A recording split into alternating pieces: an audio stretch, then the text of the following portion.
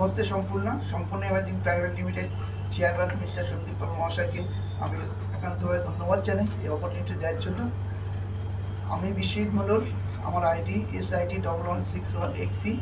আমার ঠিক মিস্টার বিপ্লব মাঝি মহাশয়কে আমি আন্তরিক ধন্যবাদ জানাই কারণ আমার এই অপরচুনিটি দেওয়ার জন্য। আমি একটা মৎস্য চাষ প্রকল্প নিয়ে এসেছি।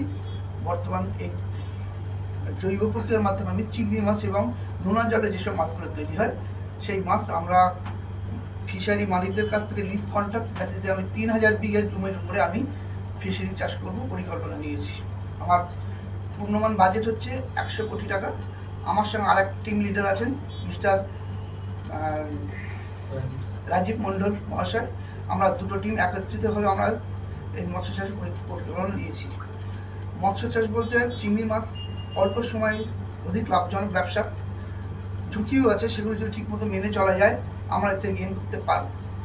এবং আমার যে 3000 বিঘে জমি আমি যেটা নেব লিজ ক্রয় করবো, সেটা আনুমানিক গড় লিজ হচ্ছে 25,000 টাকা পার বিঘা।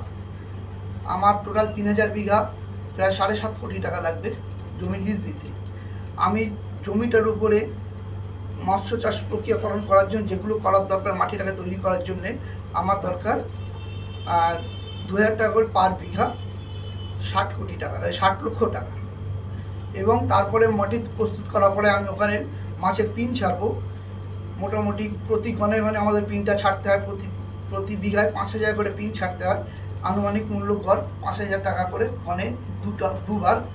আমি 9 মাস পিনটা ছাড়বো, 90,000 টাকা করে পার বিঘা। আমার চিংড়ি মাছের পিন ছাড়তে লাগবে 3000 বিঘায় 27 কোটি টাকা। তার সাথে আমি সাদা মাছ চাষ করব। সাদা মাছ লাগবে আমি বিঘা প্রতি 2 কুইন্টাল করে, তার মূল্য আনুমানিক 8000 টাকা। আমার সাদা মাছ ছাড়তে লাগবে 24 কোটি টাকা 3000 বিঘের উপরে। এরপর আমি প্রতি মাসে 10,000 টাকা বিঘা প্রতি খাদ্য দেবো, মাছের খাবার। তাতে আমার সারা বছরে খরচ হবে 9 মাসে 27 কোটি টাকা। এবং আমি প্রতি গণে যদি আমি 2 গণের যে মাছটা 12 কোটি টাকা মাছ মারতে পারবো, গণে 24 কোটি টাকা। আমি 9 মাস এভাবে মাছ দিতে পারবো। আমার প্রায় 200 কোটি টাকার উপরে আমি মাছ ঘর বিক্রি করতে পারবো। আমার খরচ হবে 101 কোটি 60 লক্ষ টাকা। আমার 50% লাভ আছে আমার সে। নমস্কার।